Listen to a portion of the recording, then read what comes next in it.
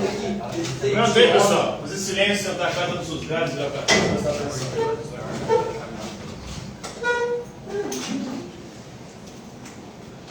Pratei?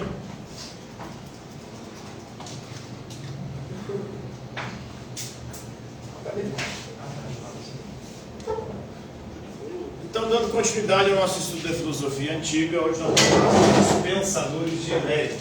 Eleia foi uma cidade da antiga Magna Grécia, ou da Grande Grécia.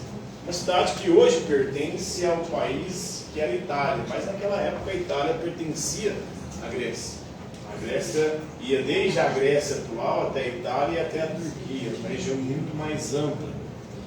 E em Eleia, nessa cidade, alguns pensadores se destacaram, principalmente refletindo sobre a questão do ser. O que é o ser? Alguns vão dizer que o ser, por exemplo, como Parmênides, é tudo aquilo que existe. Ou, na verdade, é a única coisa que existe. O ser é, ou seja, o ser existe, e o não ser não é, ou seja, o não ser não existe. O não ser é nada e o nada não pode sequer ser pensado. Tente pensar em nada. Tentando pensar em nada, você já está pensando em alguma coisa. A própria palavra nada já é alguma coisa. Ela não pode designar aquilo que ela quer dizer, porque nada já é algo. Então, Parmênides vai desenvolver um raciocínio, isso é chamado de ontologia, ou estudo do ser. Ontologia em grego é estudo. Ontos em grego é ser. Outros pensadores vão se destacar na escola de Eleia, como Xenófanes. Xenófanes vai buscar que é o princípio de todas as coisas, e para ele é a terra o princípio de tudo. Tudo que existe veio da terra. Algumas religiões dizem algo similar ou parecido. Para o cristianismo, o judaísmo, o islamismo, o homem veio da onde? De onde o homem veio, segundo a Bíblia? Ele veio feito a parte do quê? Do barro. Nas religiões de matriz africana também o ser humano é feito do barro, de Nanamburucu, junto com Oxalá. Em outras tradições também o homem é feito do barro. Então, para Xenófanes era a terra, o barro, o princípio de todas as coisas. Para Parmênides, o princípio de tudo é o ser. O ser é aquilo que existe. Só existe um ser, na verdade. Algo bem complexo, uma reflexão chamada de metafísica, de algo que está para além daquilo que nós percebemos com os nossos sentidos. Até porque os nossos sentidos, da perspectiva de Parmênides, eles são enganosos, eles nos iludem, nos enganam, não são fonte confiável de conhecimento. Quem nunca se enganou com os sentidos aí? Vocês já viram alguém cumprimentar achando que era conhecido e não era? Opa! Acontece demais, acontece? Já tiveram a sensação e a impressão que tinha alguém te chamando, vocês foram olhar, não tinha ninguém? Nossa, isso aí não é de Deus, não. Dizem que é Eu respondo. a morte. Se você responder, ela te leva, né? Se fosse assim, já era para ter me levado há muito tempo. E já era para você Respondi levar. outras vezes também. Amém. Outro sentido fácil de enganar é o nosso olfato. E o ser humano já descobriu isso há um bom tempo, tanto que ele inventou um perfume. O perfume nada mais é do que uma invenção humana para disfarçar a nossa catinga natural.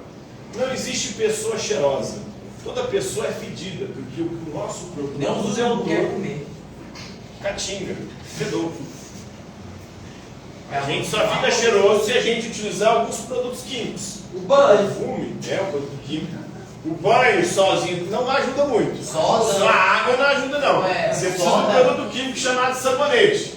Soda. O shampoo. Tomar banho de chapéu também não dá não, eu molho só. Não. Que mais? O banho por si só não resolve muita coisa não. A água, né? A água não consegue tirar em água. Você vê o tanto que o corpo é tenso. O corpo é catinguento, é fedorento. Soda. Então, se a pessoa tem um cheiro bom, não é graças a ela, porque se fosse graças a ela, o cheiro dela seria rigoroso. Outro sentido fácil de enganar é o paladar. A indústria alimentícia descobriu isso, e a maior parte dos alimentos que a gente consome são de sabor artificial, hoje em dia. Os alimentos processados e ultraprocessados. Quando você compra um hambúrguer de picanha, aquilo não é picanha nunca, né? Nada. Aquilo é uma pasta fedida, com sabor horroroso, porque eles metem uma essência e muda o sabor e o aroma, e engana o nosso paladar e o nosso olfato. O steak é a mesma coisa, a salsicha, são alimentos extremamente danosos para o nosso organismo e de sabor e cheiro artificial. Outro sentido que nos engana é o tato. Sem auxílio da visão, o tato sozinho não consegue conhecer coisa alguma. Ou é muito difícil você identificar as coisas só tocando. Você consegue só pegando a coisa saber o que é? Ele é. Consegue? Só de encostar e pegar já sabe. Pegar você, sabe? Consegue identificar o negócio? Então, provavelmente, que é o princípio de todas as coisas é o ser. Suas reflexões sobre o ser constituírem os primeiros passos da ontologia, do estudo do ser e da lógica também, porque é algo lógico. Se o ser é, ou seja, se o ser existe, o não ser não é, ou seja, o não ser não existe. O não ser é nada, e o nada não pode sequer ser pensado. Você não pode nem pensar no nada. Porque quando você está pensando, você está pensando em alguma coisa. O nada que você está pensando não é nada, é alguma coisa. Não, mas e se não for? Ué. Mas Porque se não fosse nada, não teria como você pensar. Então nós sempre fica O pensando. nada é impossível. Quando você fala nada, nada já é uma palavra. Quando você pensa em nada, você está pensando em alguma coisa. Então nada, ele é impossível.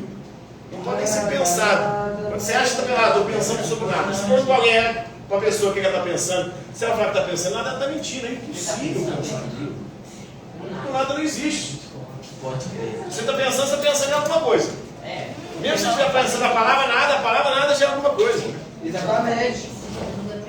Então entendi que o equívoco das pessoas dos demais pensadores era conceder demasiada importância aos dados fornecidos pelos sentidos. Então os sentidos eles nos enganam. Não podemos confiar nos nossos sentidos, somente na nossa razão. Razão do poder. Parmênides optou por escutar o que ele dizia a razão, né? A razão, não os sentidos, que o faziam sentir a mudança. São os sentidos que nos enganam e nos fazem acreditar, por exemplo, que existe mudança. A mudança não passa de uma ilusão dos nossos sentidos.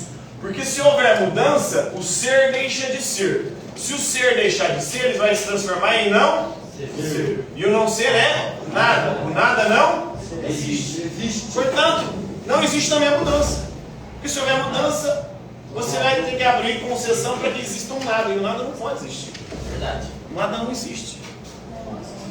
E proclamar que existe o ser, né? E não é concebível a sua não existência. O nada é impossível, né? Em suas palavras, o ser é e o não ser não é. O ser é. A primeira oração expressa a ideia de que o ser, ou aquilo que é eternamente. Por que o ser é eterno? Do nada, nada pode surgir. Então o ser sempre existiu. E sempre vai existir. Ele é eterno. Então do nada, nada pode surgir, porque o nada nem existe. Então isso é complicado aí, porque a teoria científica atual, né, ela é meio que ilógica. Ela diz que tudo começou com o Big Bang. Então se teve um início é porque antes tinha um nada. Mas o nada é impossível. Mas nada. Então do nada, nada pode surgir. É só que uma espécie de um átomo original ali. Qual o jogo? Big Bang. Pois o ser constitui para ele a substância permanente das coisas, portanto ele o ser é de maneira imutável, ele também não muda, ele é imóvel, ele não se move, é o único que existe.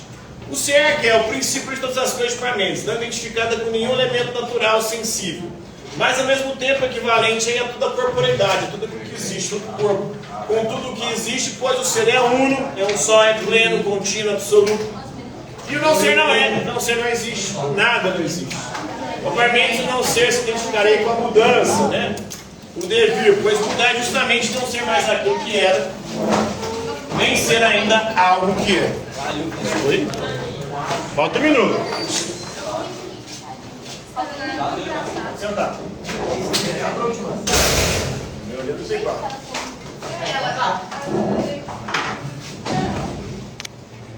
Vai 35, pode ir.